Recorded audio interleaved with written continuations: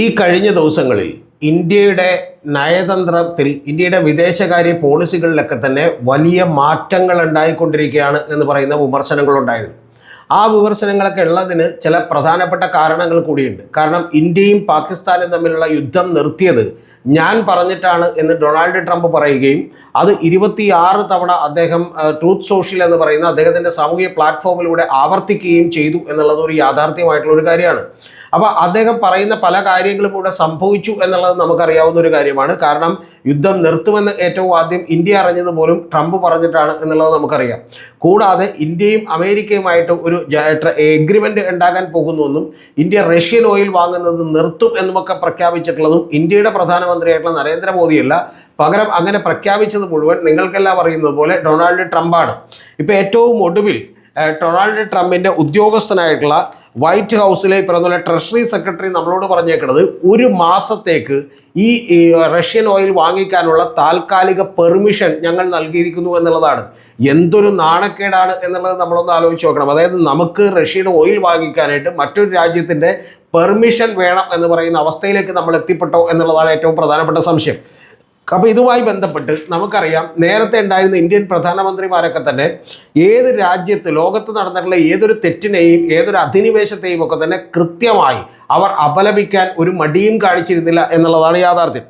2003 US ഇറാഖിലേക്ക് അധിനിവേശം നടത്തിയപ്പോഴേക്കും അതിനെ വാജ്പേയി എന്ന് പറയുന്ന BJPയുടെ പ്രധാനമന്ത്രിയായിരുന്നു. പക്ഷേ ആ BJPയുടെ പ്രധാനമന്ത്രി അന്ന് തന്നെ മണിക്കൂറുകൾക്ക് ശേഷം തന്നെ അതിനെ കണ്ടം ചെയ്തിരുന്നു, അതിനെ അപലപിച്ചിരുന്നു എന്നുള്ളത് യാഥാർത്ഥ്യമാണ്. 2011 ഇതുപോലെ തന്നെ അമേരിക്ക ലിബിയയിലേക്ക് ഒരു അധിനിവേശം നടത്തിയപ്പോൾ അതിനെ മൻമോഹൻ സിംഗ് എന്ന് പറയുന്ന ഇന്ത്യയുടെ അന്നത്തെ പ്രധാനമന്ത്രിയും അപലപിച്ചിരുന്നു എന്നുള്ളത് യാഥാർത്ഥ്യമാണ്. ഞാനിത് രണ്ടും പറയാൻ കാരണം, വിവിധ പാർട്ടികളാണ് ഭരിച്ചിരുന്നെങ്കിൽ പോലും VP സിംഗും IK ഗുജ്റാളും അടക്കമുള്ള പ്രധാനമന്ത്രിമാരാണ് ഭരിച്ചിരുന്നെങ്കിൽ പോലും നമ്മുടെ നിലപാടുകളിൽ നമ്മുടെ വിദേശകാര്യ പോളിസികളിലൊക്കെ തന്നെ നമ്മൾ കൃത്യമായിട്ടും നീതിയുടെയും ന്യായത്തിൻ്റെയും ഒക്കെ ഭാഗത്ത് നിൽക്കുന്ന രീതികൾ ഉണ്ടായിരുന്നു എന്നുള്ളത് വാസ്തവമാണ്. പക്ഷെ അതിൽ നിന്ന് നരേന്ദ്രമോദിയുടെ കാലഘട്ടത്തിൽ വലിയ തോതിലുള്ള കുറവുകൾ ഉണ്ടായിരിക്കുന്നു, വലിയ തോതിലുള്ള പിഴവുകൾ ഉണ്ടായിരിക്കുന്നു എന്നുള്ളതാണ് നമ്മൾ മനസ്സിലാക്കേണ്ട ഒരു കാര്യം. ഈ ആക്രമണം, അതായത് ഇസ്രായേൽ ഇറാനെ ആക്രമിക്കുന്നതിന് ഏതാണ്ട് ഒരു 48 മണിക്കൂറുകൾക്ക് മുമ്പ് 2 ദിവസങ്ങൾക്ക് മുമ്പ് തന്നെ മോദി അവിടെ വിസിറ്റ് നടത്തുകയും ആ 25/2/2026 PM മോദി ഇസ്രായേലിൽ വിസിറ്റ് നടത്തുകയും ആ വിസിറ്റിൽ ഏറ്റവും പ്രധാനപ്പെട്ട ഒരു കാര്യമെന്ന് പറയുന്നത് ഒരു പ്രധാനമന്ത്രിയും പറയാത്ത രീതിയിൽ ഇസ്രായേൽ എന്ന് പറയുന്നത് നമ്മുടെ ഫാദർലാൻഡാണ് എന്ന് പറയുകയും ചെയ്തു. ഇന്ത്യ മദർലാൻഡാണെന്നും ഇസ്രായേൽ ഫാദർലാൻഡാണെന്ന് പറയുകയും ചെയ്തു. ഇത്തരത്തിലുള്ള ചില അബറേഷൻസ് എല്ലാം തന്നെ വളരെ കൃത്യമായി നരേന്ദ്രമോദിയിൽ നിന്ന് നേരത്തെയും ഉണ്ടായിട്ടുണ്ട്. സാധാരണ ഒരു ഇന്ത്യൻ പ്രധാനമന്ത്രിയും മറ്റൊരു രാജ്യത്ത് ചെന്ന് അവിടുത്തെ ഒരു തെരഞ്ഞെടുപ്പിൽ മത്സരിക്കുന്ന ഒരു സ്ഥാനാർത്ഥിക്ക് വേണ്ടി വോട്ട് പിടിക്കുന്ന പരിപാടിയൊന്നും ഉണ്ടായിരുന്നില്ല. പക്ഷേ ഹൗദി മോദി എന്ന് പറയുന്ന പരിപാടിയും ഒക്കെ നടത്തിക്കൊണ്ട് യഥാർത്ഥത്തിൽ അമേരിക്കയിൽ പോയി നമ്മൾ ട്രംപിന് വേണ്ടി വോട്ട് പിടിക്കുന്ന കാര്യമൊക്കെ ഉണ്ടായി. അപ്പോൾ ഇത്തരത്തിലുള്ള പല പ്രശ്നങ്ങളും ഒക്കെ ഉണ്ടായിക്കൊണ്ടിരിക്കുന്നു. ഇന്ത്യയുടെ കാര്യങ്ങളിൽ പലപ്പോഴും തീരുമാനം നമ്മൾ അറിയുന്നത് ഡൊണാൾഡ് ട്രംപ് ആണെന്ന് വരുന്നു. ഇന്ത്യക്ക് റഷ്യൻ ഓയിൽ മേടിക്കാൻ ഞങ്ങൾ ഒരു മാസത്തേക്ക് എന്ത് ചെയ്തിട്ടുണ്ട്, ഇളവ് ചെയ്ത് കൊടുത്തിട്ടുണ്ട് എന്ന് പറയുന്ന തീരുമാനം വരുന്നു. ഇത്തരത്തിലുള്ള കാര്യങ്ങളൊക്കെ നാണക്കേട് ഉണ്ടാക്കിക്കൊണ്ടിരിക്കുമ്പോഴാണ് നമുക്കറിയാം ഇസ്രായേലിൽ ഇറാനെ ആക്രമിക്കുന്നത് ഇസ്രായേലും US കൂടി സംയുക്തമായിട്ടുള്ള ആക്രമണം നടത്തുന്നത്.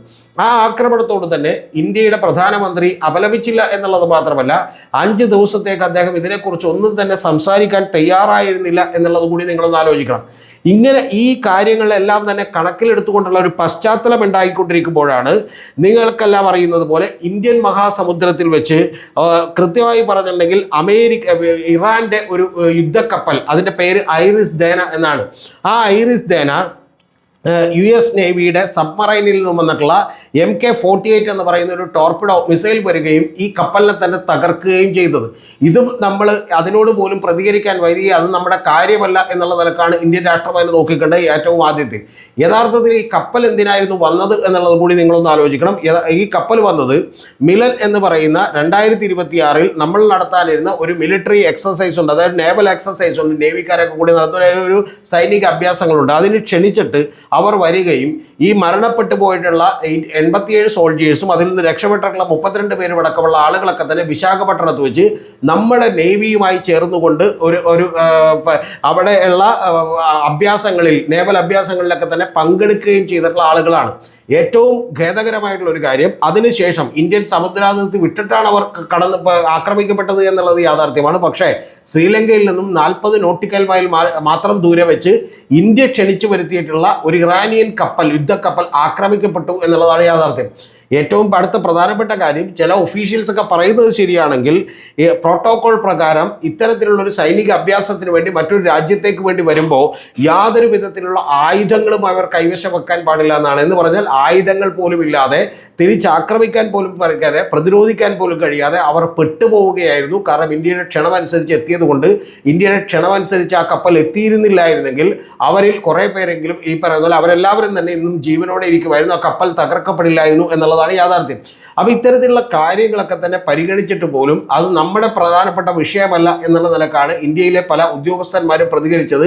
യഥാർത്ഥത്തിൽ ഇന്ത്യ കൃത്യമായിട്ടുള്ള പ്രതികരണം പോലും നടത്തിയില്ല എന്നുള്ളതാണ് വാസ്തവം. ഇത്തരം കാര്യങ്ങളൊക്കെ ഉണ്ടാകുമ്പോൾ നമുക്കതിൽ പറയാൻ കഴിയുന്ന ഒരു ന്യായം എന്ന് പറയുന്നത്, നമ്മളുടെ ഒരു പ്രവാസി സമൂഹം എന്ന് പറയുന്നത് വളരെ വലുതാണ്. അവർ ഖത്തറിലുണ്ട്, അതുപോലെ സൗദി അറേബ്യയിലുണ്ട്, അതുപോലെ കുവൈറ്റിലുണ്ട്, അതുപോലെ UAE-യിലുണ്ട്, ഇതുപോലെ നിരവധി സ്ഥലങ്ങളിലുണ്ട്. അതുകൊണ്ട് അവരുടെയൊക്കെ സുരക്ഷ നമ്മൾ നോക്കേണ്ട കാര്യമുണ്ട്. അവരെയൊക്കെ തന്നെ ഇറാൻ തിരികെ ആക്രമിച്ചുകൊണ്ടിരിക്കുകയാണ് എന്നൊക്കെ ഉള്ളത് വാസ്തവമായിട്ടുള്ള ഒരു കാര്യമാണ്. പക്ഷെ അതൊക്കെ പറയുമ്പോൾ പോലും ഈ കാര്യങ്ങളൊക്കെ നേരത്തെ വാജ്പേയിയുടെ കാലത്തും അതുപോലെ മൻമോഹൻ സിംഗിൻ്റെ കാലത്തുമൊക്കെ ഉണ്ടായെങ്കിൽ പോലും ഈ ലോകത്ത് നടക്കുന്ന തെറ്റായ കാര്യങ്ങൾ അപലപിക്കാൻ നമ്മൾ യാതൊരു കാരണവശാലും തന്നെ മടി കാണിച്ചിട്ടില്ല എന്നുള്ളതാണ് യാഥാർത്ഥ്യം.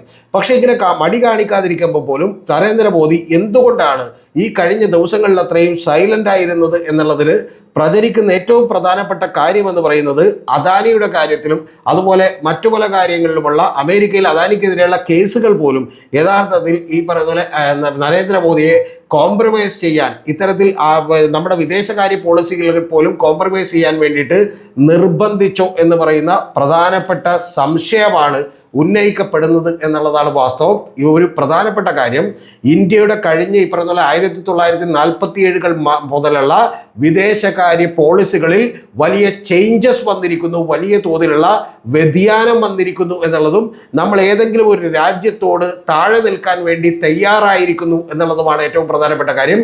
അമേരിക്കയുടെയും ഇസ്രായേലിൻ്റെയും ഒക്കെ താല്പര്യങ്ങൾക്ക് നമ്മൾ കീഴടങ്ങിയോ എന്നുള്ളതാണ് ഏറ്റവും പ്രധാനപ്പെട്ട കാര്യം.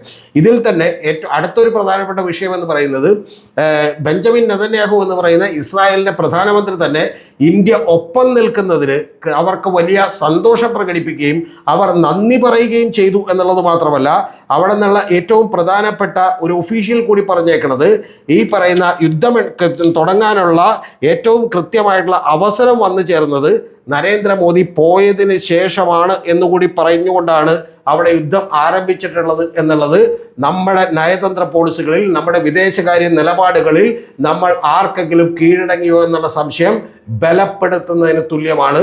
ഇന്ത്യയുടെ ചരിത്രത്തിലെ ഏറ്റവും നിർണായകമായിട്ടുള്ള ഒരു ഷിഫ്റ്റാണ് ഫോറിൻ പോളിസികളിൽ ഉണ്ടായിട്ടുള്ളത് എന്നുള്ളത് എൻ്റെ പ്രിയപ്പെട്ട പ്രേക്ഷകർ മനസ്സിലാക്കണം. അതൊരു ചെറിയ കാര്യമല്ല.